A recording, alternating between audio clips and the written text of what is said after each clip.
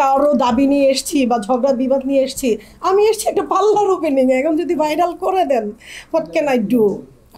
এসে যেটা দেখলাম, বসার জায়গা আছে, খুব বেশি গরমও লাগছে না, মানে এনভায়রনমেন্ট ইজ গুড। বাট কাজের যে ব্যাপারটা, এটা তো আমি জায়গা দেখে অনুমান করতে পারবো না, এটা টেকনিশিয়ান দেখে অনুমান করতে হবে। তো আমাকে যখন এখানে ইনভাইট করা হয়েছে, আপনি একটা খুব গুরুত্বপূর্ণ পয়েন্ট বলেছেন যে এখানে মানুষ আসবে আপনাদেরকে দেখে। তো আপনারা যে আসলেন, কোথায় আসলেন, এই জায়গাটা কেমন?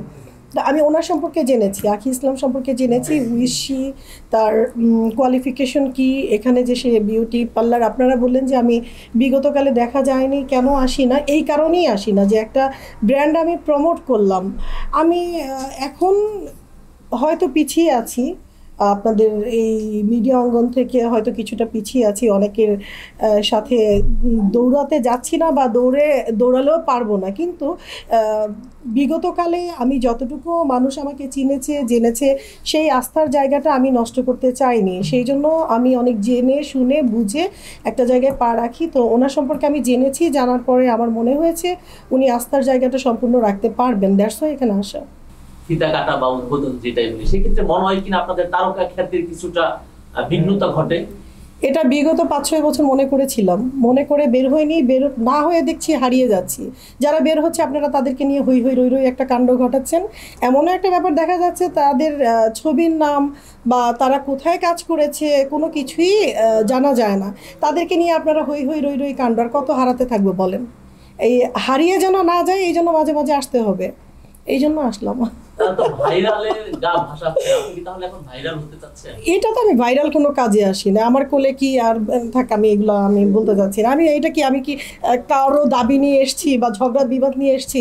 আমি এসেছি একটা পার্লার ওপেনিংয়ে, এখন যদি ভাইরাল করে দেন, হোয়াট ক্যান আই ডু? সামনে আসলে বেকার, কোনো কাজ বলার মতন কিছু নাই। যেখানে আসলে ফিল্মের আমরা আর্টিস্ট, 2-4-10টা ফিল্মের নাম বলতে পারলে তখন ভালো লাগে, ওরকম কোনো উল্লেখযোগ্য কিছু নাই। একটা মুভিতে কাজ করেছিলাম, কিশোর গ্যাংস্টার, এটা কবে রিলিজ হবে আই ডোন্ট নো। যখন যেটা দেখবে, যখন যেটা চলবে, চেষ্টা করবো ওই দিকে যাওয়ার। তো আপাতত যেহেতু মোবাইল কেন্দ্রিক হয়ে গেছি আমরা, তো নাটকটা মোবাইলে দেখতে খুব ইজি। বিজনেস যদি হয় এখানে থাকবো, না হলে আবার যদি ছবিতে ভালো হয় ছবিতে চলে আসবো। অবশ্যই আমরা সিনেমার মানুষ, সিনেমার বাইরে কোনো কথাই নাই।